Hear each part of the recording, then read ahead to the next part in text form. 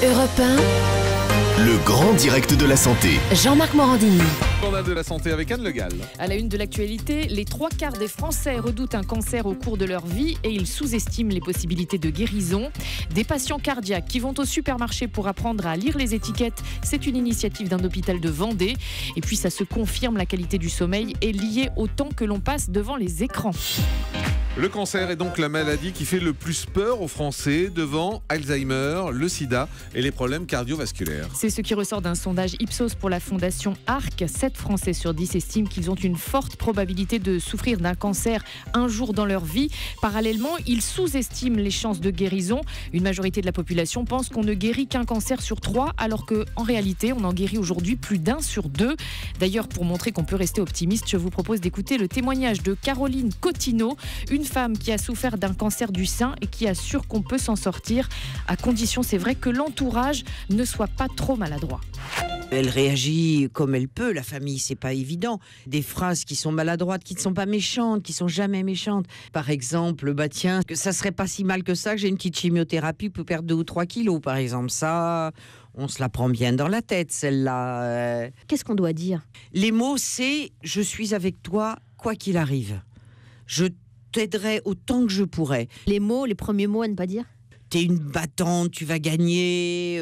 Sur le moment, on n'est ni une battante, ni une guerrière, ni rien du tout. On est une pauvre chose qui vient d'apprendre un truc terrifiant.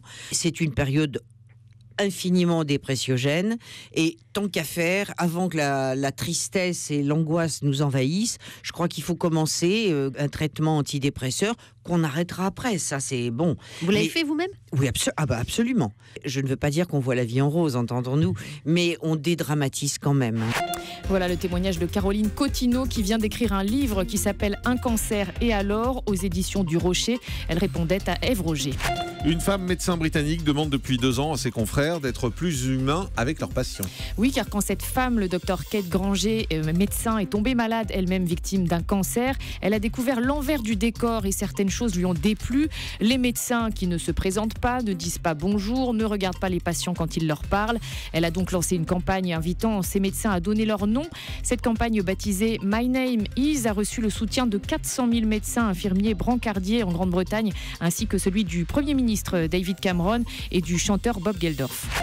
De jeunes disent stop au harcèlement scolaire. Il publie un manifeste sur Internet pour inciter les victimes d'humiliation et de moquerie à se signaler et à se faire aider. Des études montrent qu'il y aurait 2 à 3 souffres-douleurs par classe. Le journal Le Parisien se fait le relais aujourd'hui de ces jeunes pour appeler à briser le silence. En cas de harcèlement scolaire, des sanctions existent. Les jeunes qui veulent se faire aider peuvent appeler la plateforme Net Écoute au 0800 200 000 0800 200 000. Un hôpital qui emmène ses patients cardiaques au supermarché, ça se passe en Vendée. Oui, c'est une initiative originale de l'hôpital de La Roche-sur-Yon. Des patients vont au supermarché avec une nutritionniste et une infirmière pour apprendre à décrypter les étiquettes. François Coulon, correspondant d'Europe 1 dans l'Ouest, les a accompagnés. Ils sont 5 victimes d'infarctus à arpenter les rayons d'un supermarché à la recherche d'aliments dangereux pour eux. La guide, c'est Marina Joly, la diététicienne de l'hôpital de La Roche-sur-Yon. On va commencer par les eaux gazeuses. Vraiment, les très salées, c'est tout ce qui est Vichy. Où là, on est à plus de 1000. À éviter. Moi, en cacahuètes, je suis à 53. Wow. Mais c'est pas interdit. Avec modération. J'aime bien le tarama. Pour 20 grammes, 9,4 grammes de matière Quasiment grasse. la moitié. C'est beaucoup. C'est dingue, ça. Alors la traque aux lipides, glucides et sodium cachés va durer 1 heure. Un parcours très instructif pour Philippe, terrassé par une attaque en novembre. Un pot de yaourt, c'est 2 cuillères à soupe d'huile et 2 morceaux de sucre. C'est énorme, quoi. C'est quelque chose d'impensable. On s'empoisonne petit à petit, quoi. Là, on ne parle que des yaourts onctueux qui sont de faux amis. Les autres sont tout à fait indiqués. Cette grande surface est devenue la nouvelle école de survie des malades cardiaques vendéens. Ça se confirme, la qualité du sommeil est étroitement liée au temps que l'on passe sur les écrans. C'est une étude auprès de 10 000 jeunes Norvégiens qui le dit. Les jeunes qui surfent sur Internet, qui chattent, qui envoient des SMS pendant plus d'1 heure dans la journée mettent plus de temps à s'endormir. Ils dorment aussi moins longtemps. Et l'hypothèse, c'est que la lumière émise par les écrans influence le rythme biologique et stimule le système nerveux.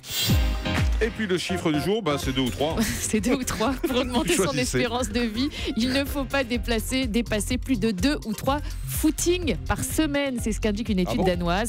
Et oui, l'idéal pour vivre longtemps, c'est de courir entre 1 heure et 20 minutes 3 fois par semaine. Au-delà, les scientifiques ont découvert qu'on risquait d'en faire trop et c'est plus néfaste que bénéfique pour le cœur finalement. On nous explique quand même toute la journée tout et son contraire. Un coup, il faut courir, il faut faire du jogging. Non, mais c'est modérément. Oui, mais enfin, 2 ou 3, modérément. on nous disait qu'il fallait en faire souvent. Là, maintenant, on est à 2. Mais souvent, 2-3 fois par semaine, entre 20 minutes et 1 heure. Ouais, Il n'y a suis pas de d'accord avec consensus. Jean-Marc. Il n'y a pas de Dr. consensus Cohen. global là-dessus.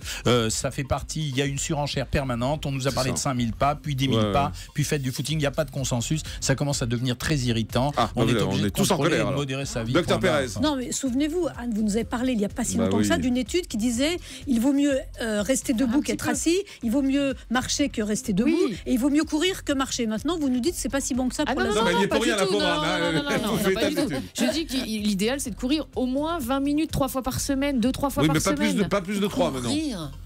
Oui, marcher. mais La recommandation de faut l'OMS. faire au La total. recommandation Allez, une exacte. banane à Smith pour moi. A tout de suite sur Europe 1. Europe 1, le grand direct de la santé. Jean-Marc Morandini.